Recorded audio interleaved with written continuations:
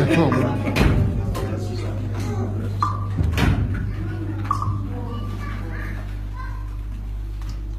are all welcome in God's presence. He said I'm a man of God. Yeah, because I will not say I'm a man of God or more than a man of God, but I'm a humanitarian and a philanthropist. I care about humanity, especially the youth, the vulnerable youth. So I represent a helper organization. You can all sit, please. Sit down. Have your seat. You are all welcome to this occasion. I'm here to bring some words of motivation, inspiration, because you are the architects of your own future. Your destiny lies in your hands. And happiness is the only thing you have for yourself. Not money and all the opulence of life, such as money, wealth, massive houses, expensive cars, private jets, and all that. That cannot give you happiness. You create your own happiness. I might not be able to give you happiness. Your husband at times might not be able to give you happiness, or your best friend. Happiness, you are the one that can create it yourself. And also, if you are content, the only thing that gives you happiness is contentment. If you are contented with what you have, who you are, you will have eternal joy and everlasting peace of mind. This is why the scriptures say contentment is a great gain. A lot of us have so much already at hand, but we are looking further for what we don't have. Of which, if we focus and utilize what we have at hand, then it will give us exactly what we are looking for. Because what you already have can be built by you. Many of us have little. Just like the widow in the scripture, she have an oil and food that the family would eat and assume that after that they would die. But there were so many others that do not have that, but she assumed that she don't have any. But only the prophet saw that she have abundance out of that little. So be contented with what you have. Walk with the eagles. People who build in the midst of storm. The eagles make and reproduce in the storm.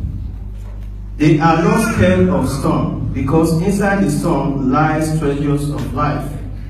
Most people shy away because of life situation that is meant to be their opportunity to attain greater heights in life. Problems and situations are part of life. You cannot run away from it. You cannot say because you have problem today that you will give up life, because problem is part of life. Without the problem, life is not complete. It's part of life. Ego-minded people, example of ego-minded people, are the kind of people that believe in you and your dreams. They stood by you in the midst of storm and even prayed for you to succeed in all your endeavors. These are the kind of people we should call friends. Because there are so many friends today, but there are criteria of friends. There are friends that stood by you in the midst of storm. There are some that pray for your progress. But there are other friends, the negative and toxic friends, that if you bring any idea to them that they see there is light there, they will discourage you. They will limit your idea. They will discourage you not to do the purpose, what you are destined to do. They will discourage you not to focus on it. Egos-minded people are achievers.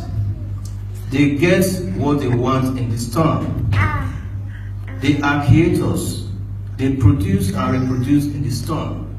The God we serve is a creative being. Our God is a creator. In the beginning, He said, "Let there be this," there was that. "Let there be this," there was that. But today, we are waiting, for others to create for us. We are waiting for others to design our future. You can create your idea, because without a service, if you don't create a service, don't expect to be paid. The economy is bad, the environment you are living is bad. I was out yesterday, I saw what happened in the street. I saw the intimidation, the environmental intimidation, because of maybe your color or whatever. You can be limited, but only you can limit yourself. Don't let the environment limit you. Don't let the circle you are limit you. Because only you can design the future, the life you want to live. No matter where you are today, it does not matter. It does not matter where you find yourself. For you to be alive, there is an opportunity ahead for you. But it's only you. You have a major role to play. So you are not here today by an accident. People cross your way for different reasons. Today, if you follow up this program, your life will not be the same again. Amen. You will not remain the same again, because the world, the words are powerful. Depends on how you assimilate it. Failure. Let me talk briefly about failure. Don't take failure personal. It's your stepping stone.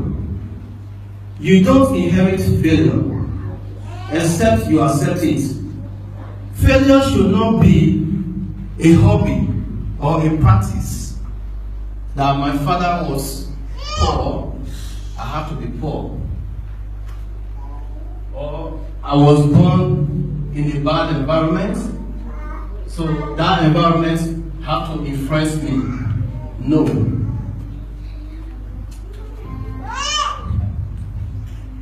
Failure should not be a hobby or a practice. There are so many people, they follow the trademark of the failure pattern. That's what you think and believe is what you achieve.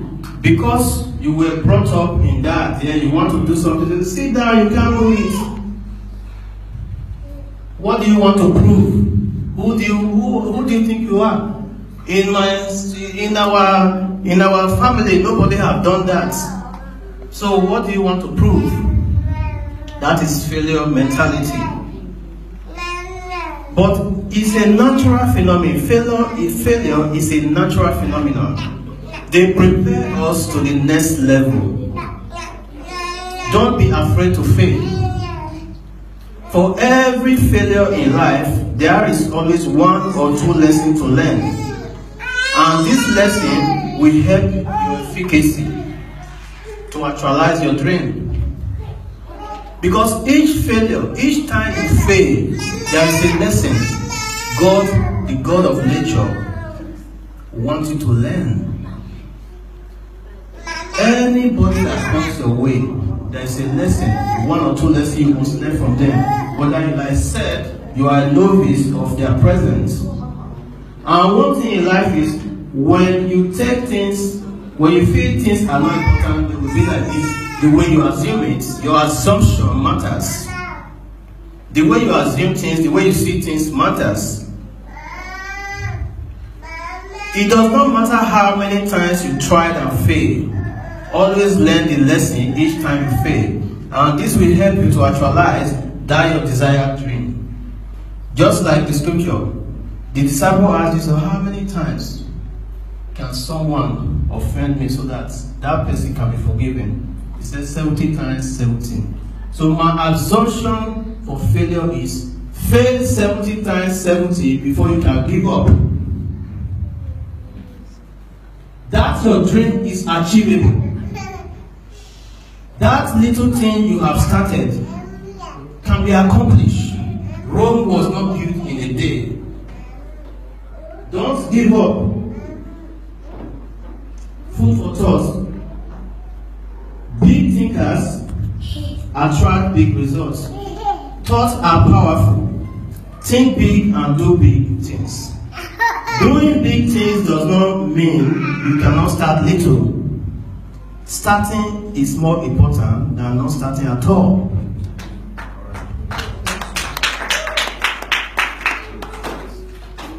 When you feel good, good things come looking for you. Bad feelings attract sad moments and negative atmosphere. For instance, when you feel worthless, you will definitely be worthless because you attract it to yourself. The words have power, so also imagination.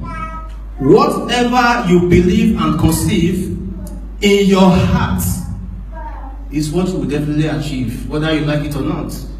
Anything you think, as we are sitting down here, we all have our own mind. Because the mind is like an antenna. Anything given to the mind is what the signal passes out.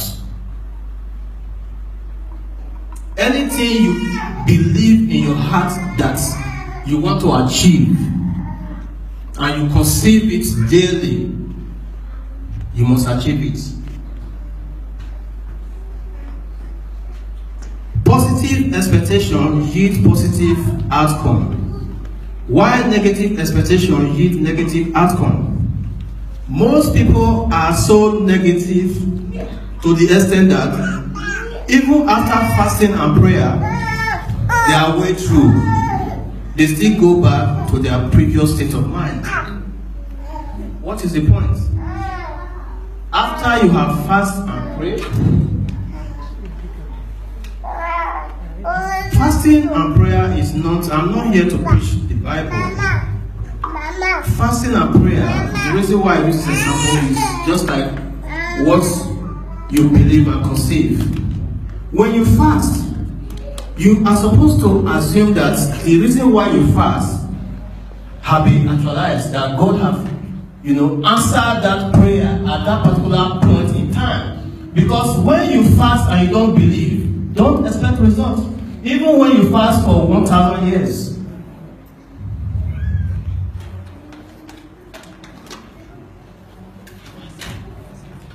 So believing is very powerful. And when you believe, you will see the glory of God. And when you believe in anything, even if that thing seems to be negative or bad, but you believe, the way you picture that thing, it will definitely come true. So believe me, we should be careful what we believe and how we believe. Do things that make you happy. Only things you are passionate about give you peace of mind. So many people die before their time because they have never done anything in life that they are truly passionate about. It could be that thing that might look to others as a waste of time. It could be that road others don't want to follow. Just do it for the passion's sake, and your success, your happiness, and long life will be guaranteed. Passion does not look at things the way others see it. Passion has inner peace, joy, and harmony. It's not all about money, but your happiness first. Stop comparing yourself with others. You are you, I am me. You can never be like me, and I can never be like you.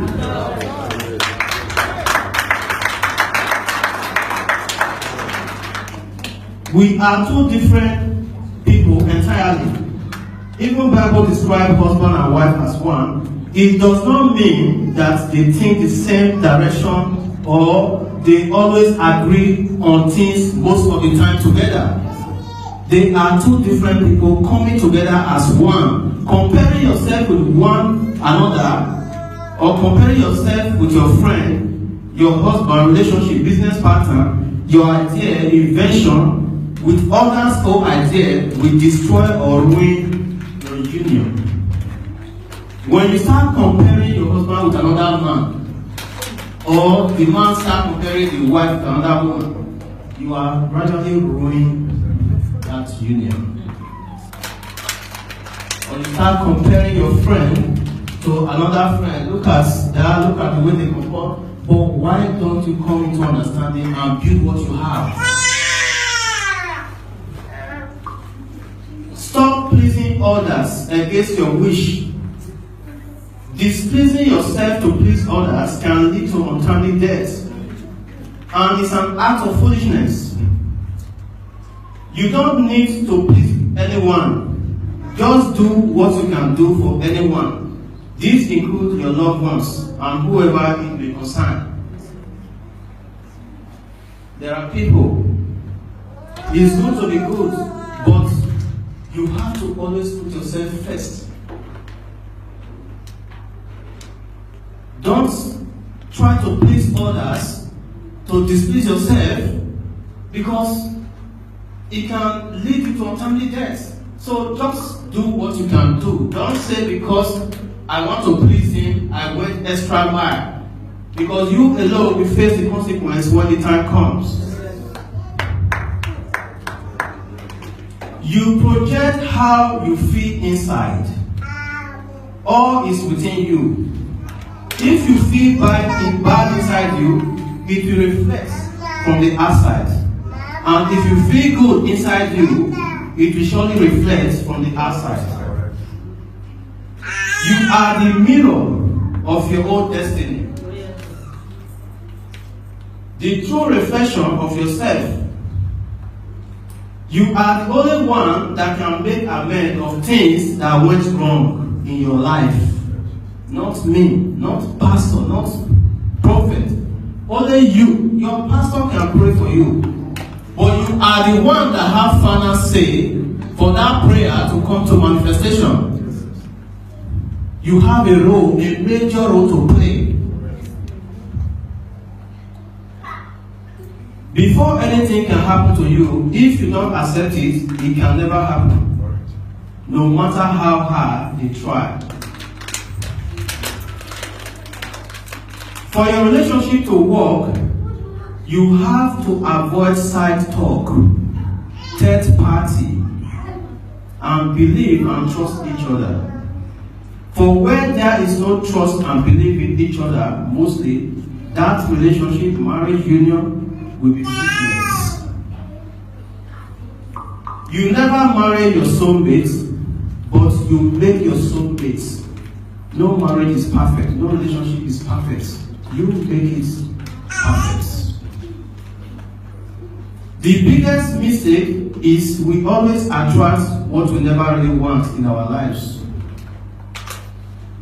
We always attract the doubts we conceive in our hearts.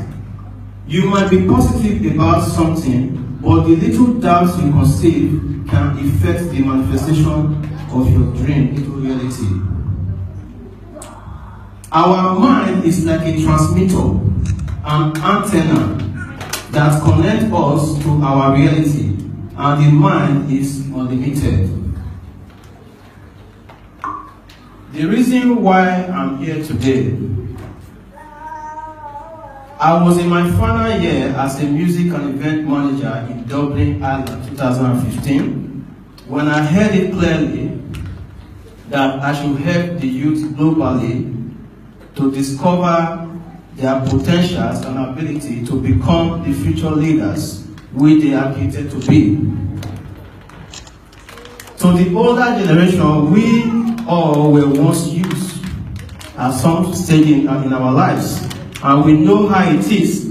The urge and the desire to adventure and know more things is very high. Trying to know everything as we were growing up as youth. You want to try things, you see others going, which you have been admiring since you were growing into it now. If such young stars in this category between 9 to 18 years, we were all there. If If you are more than this age, you know what I'm talking about. They will find themselves, if they did not find these things by their parents, this youth in this category, they will find their way. There are so many in the street today, these vulnerable youths. Most of them are victims of upbringing, neglect by their custodians. In most cases, most of these youngsters have been abused, assaulted, even by their own custodians. A youngster left really all by his or herself, almost all the time, can never be, a proper child, a child that is isolated, left all by him or herself all the time. You are busy working, left these children alone by themselves. They watch whatever they want to watch, they do whatever they want to do. Children need to be loved, guided, and controlled always. If you allow them to do things their own way, you are in charge yourself. You don't just let children start doing things. Anything they want, they get it. Anything they want to do, they do it. You guide them. It's your role, it's your responsibility as their parents to guide them. Because they are innocent, uncorrupt-minded, free at heart, and ready to learn all things. That is the heart of children. Whatever is given to them, they assimilate. Whatever you give to a youngster, they will give back to you and the society at large. A youngster can learn different languages at the same time. If you give a child an opportunity, he can learn 10 languages if you teach them. I have seen youngsters who are at their tender age, they are multilingual. They speak more than 3 to 5 different languages.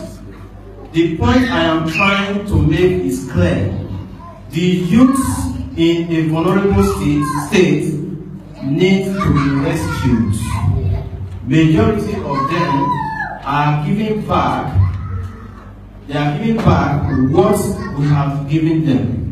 What their parents have given them, what the upbringing have given them. Upbringing matter in the lifestyle of young children. And the vulnerable youths in the street did not jump down from the sky. Someone gave birth to them. They have seen a lot in the street.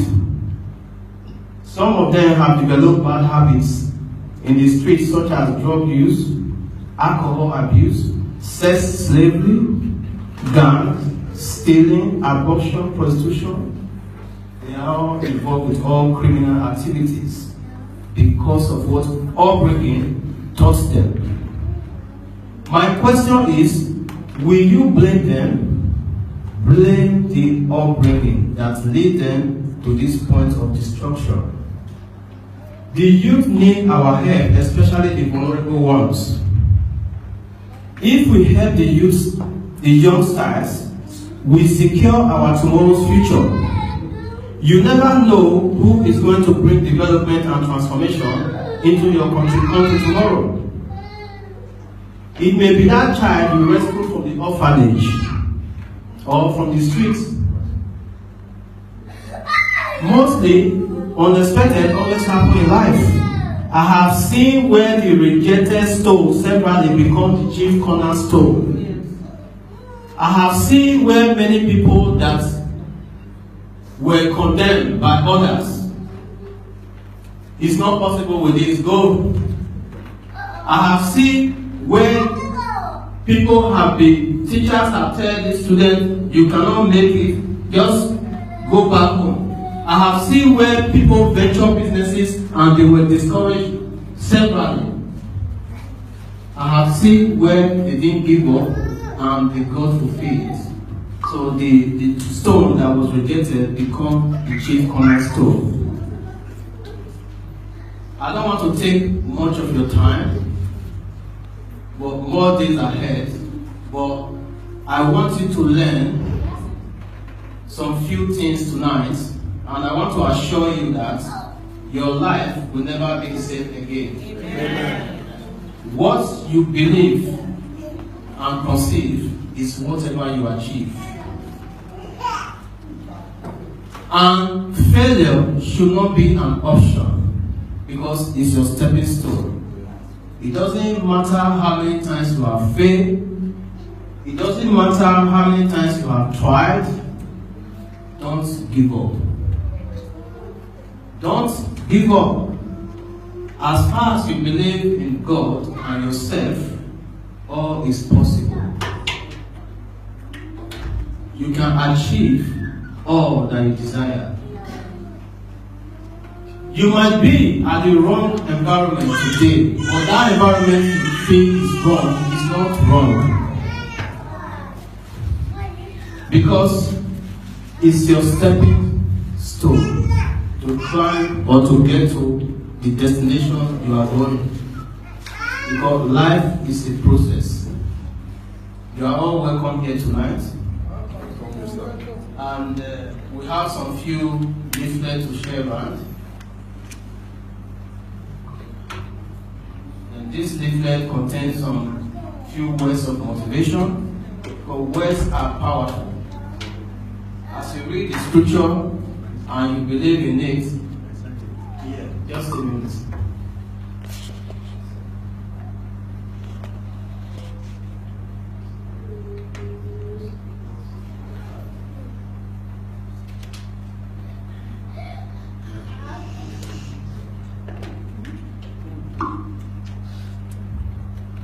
So the HEPA organization, sorry for that, is a global organization. We have been registered in Dublin, in Nigeria, and are present in the UK. So we need the full support of everyone, because a tree cannot make a forest. Money is not everything.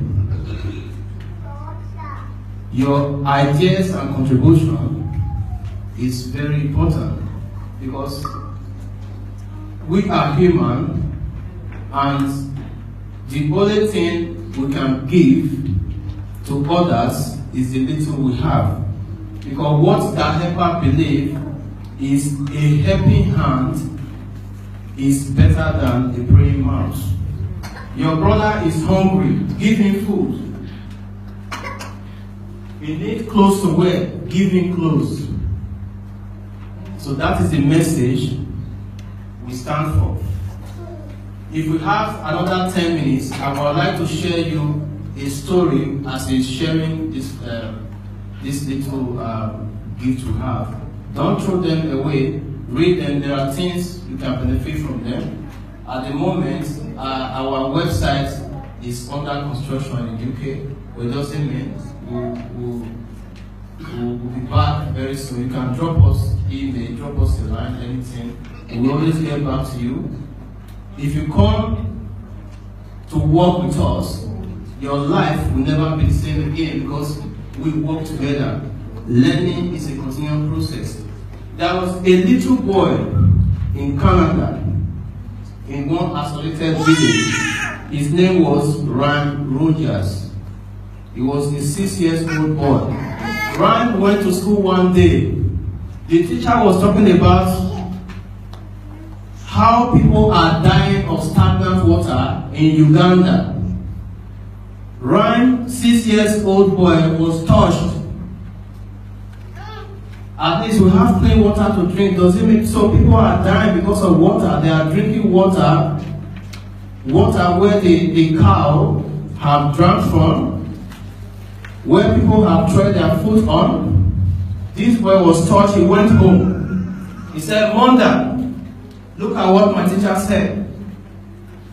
He said $700 can build a well of water, clean water, for people to drink in Uganda and stay healthy. Then they went around. The mother said, "Wow, 6-year-old child, this is amazing." He broke his safe and gathered all he had. The family supported him. He went to school. He was disappointed. He just said, "That is not what I mean. It's not 700, it's a slip of tongue. It's $2,000. These little boys did not give up.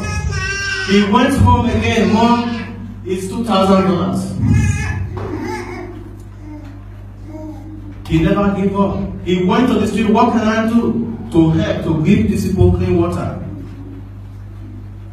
The family were involved. He involved the extended family. He went to the street. This boy raised this $2,000 because God worked in a mysterious way. When God sees your heart, that you have the heart to help another humanity, another person, He will make a way for you. Right as I speak in summary, I don't want to go to the full length of the story.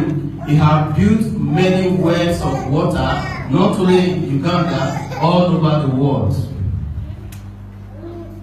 giving people clean water to drink. You might see that ordinary water, drinking stagnant water is a total attraction of all the sickness and all the other things. But transform it to clean water to give people better lives.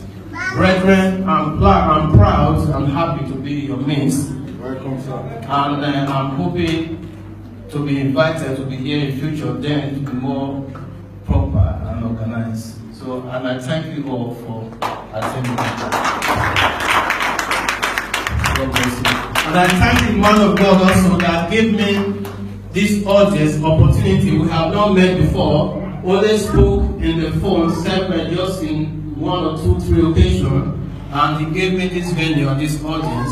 I say, may God Almighty bless and multiply His heart desires in Jesus' name. Yeah. And you that sat down and spent this time with us, your life will not remain the same again. Yeah. God will grant you all your heart desires in Jesus' mighty name. Yeah. You are all blessed. You are all blessed.